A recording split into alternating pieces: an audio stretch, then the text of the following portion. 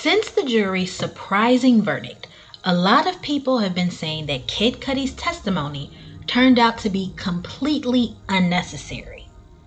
But based on all that we've learned about the trial that seemed mainly designed to expose Diddy's atrocious behavior and rip away the affluence and influence that enticed so many into his wicked web, the details that Kid Cudi gave on the stand brought to light Diddy's diabolical plan for Cassie that finally answered the question everybody has been asking. What was the reason? What was the reason? What was the reason? What was the reason? What was the reason? Because when Kid Cudi took that huge step in finally moving past the trauma that he experienced during his brief connection with Cassie and Diddy, he called out Diddy's desperately fiendish plan to gaslight the women in his life when he exposed seemingly irrelevant details while describing his final meeting with Diddy in 2012 that had to take that rapper offering Kid Cudi water again and again even after he refused. Kid Cudi, when Diddy kept offering him water after destroying his car. Hit the button! Let me the f*** up out of here! All those details, combined with what we learned about Diddy from Cassie's testimony, and what Diddy has shown us throughout his entire career, seem to prove that Diddy used Cassie as a lure. Kid Cudi entered the main music scene in 2007 when he signed with Kanye West's Good Music label, and soon released his debut album Man on the Moon in 2009, which became an immediate commercial success, with singles from that album landing him 3 Grammy nominations in 2010, which of course brought him to the attention of the Diddler. Now, based on several interviews he's given in the past, Kid Cudi struggled with ideations and various other issues since 2009 when his fame skyrocketed, and he coped with that via MJ and other substances, even to the point of doing interviews while he was high, and at one point even being arrested for possession of substances. So it was well known in the industry that the 26-year-old was dealing with a lot when, according to his testimony, Diddy showed up at one of Kid Cudi's concerts in 2010 and asked him to collaborate with Cassie on some music. Since the industry is basically built on collabs, Cudi had no problem agreeing, and this began an actual friendship between he and Cassie, and was the first step in Cassie providing Diddy greater casual access to Kid Cudi. Almost similar with how he would have F.O.s, where according to Cassie's testimony, not only would Diddy be instrumental in picking what strange men she would engage with, but also, once the man was done, when the escort finished, Sean would want it put on his body in the next room, usually on his nipples. So based on the nature of Cassie's toxic situationship with Diddy, it wouldn't be surprising that she might share some personal information about Kid Cudi with Diddy, like his habits, his likes and dislikes, things that were important to him. And as we found out during Kid Cudi's testimony, Cassie had no problem sharing Kid Cudi's address with Diddy once he found out that the two were seeing each other towards the end of 2011. This revelation allegedly led to Kid Cudi's house being broken into after he left his door unlocked, his expensive Christmas gifts for his family being opened, and his dog locked in the bathroom traumatized by the intrusion. After learning from Cassie's best friend and Diddy's assistant Capricorn Clark that Diddy was allegedly inside his house, Cudi, who apparently had Diddy's number from some time ago, called Diddy on the phone and confronted him about being in his house, where Diddy responded, "I want to talk to you." Cudi rushed home to find his security cameras had been moved, his dog locked away, Christmas gifts opened, and no one there. So now his emotions are hot and he's not thinking clearly. So he called Diddy again, asking him where he was, because Cudi was ready to lay hands on Diddy for invading his privacy in such a menacing manner.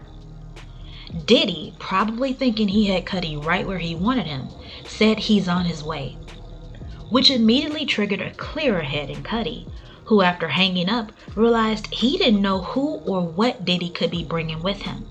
So he called the police, which meant Diddy was not able to get what he wanted that day, and resulted in Diddy texting Cudi incessantly, saying he just wanted to talk and where was he?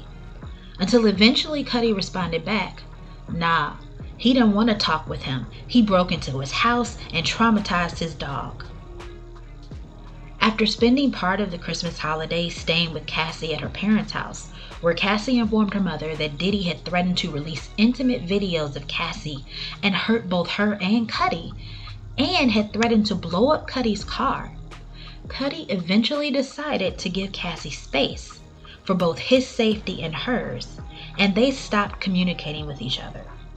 So Cudi moved on with his life, and just a few weeks later, in January of 2012, around 6 in the morning, while he was at his ex-girlfriend's sister's house, Cudi received a call from his dog's babysitter, who told him that his Porsche convertible was on fire outside his house.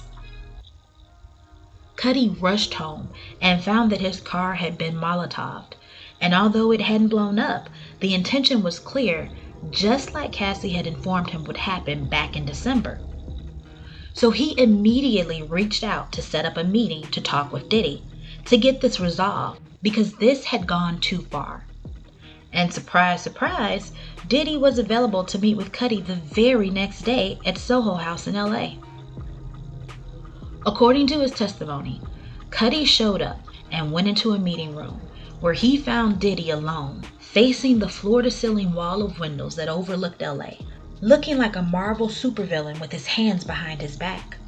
The two talked about how they felt played by Cassie, as Cudi had been told that she and Diddy were done before he entered a relationship with her. And as they were talking, Cudi noted that Diddy seemed abnormally calm to be discussing such a situation that had led to not only his house being broken into, but also his car being set on fire. And if that wasn't odd enough, during the course of this conversation, Diddy calmly offered Kid Cudi water. Twice. Hold up. Wait a minute. Something ain't right. Cassie later showed up during this meeting to explain how she and Kid Cudi had fell in love. And Cudi was shocked to see that she had gone back to Diddy after all that she had told him about their relationship. And as the meeting concluded, the two men shook hands, and as Cudi gripped Diddy's hand, he asked, "What about his car?" To which Diddy looked him in the eye and calmly said, "I don't know what you're talking about." Cudi left and outwardly made peace with the situation, but eventually, according to interviews, wrote a song later that year called Dr. Pill after binging on different anti-Ds for 5 months because he had an emotional breakdown after a bad relationship breakup. Meanwhile, according to previous testimony, Diddy and Cassie continued the toxic cycle while introducing new players, like an unnamed NFL player. Or when Diddy threw a Labor Day weekend party on September 1st, 2012, and he spotted Cassie looking cozy with Chris Brown, it wasn't long before Diddy put on his jealous act and approached Chris. Or on June 29, 2015, when Diddy blew his own chance to network with Michael B. Jordan when restaurant owners turned him away from Diddy's BET Awards party, despite Diddy's attempts to get him in, only for Cassie to end up dating him herself at the end of the year, even spending New Year's Eve with him, which according to testimony resulted in Diddy calling Michael B. Jordan in an alleged jealous rage. These celebrities seemingly inflamed Diddy's jealousy over Cassie, who based on all the F.O.s, he apparently had no problem watching being intimate with randos without protection on the regular, leading one to wonder if those jealous outbursts were only staged so that Diddy had a pretext for reaching out in some form to the men involved on a more personal basis. Let me know what you think in the comments. Remember to like and subscribe for more. Thanks for watching.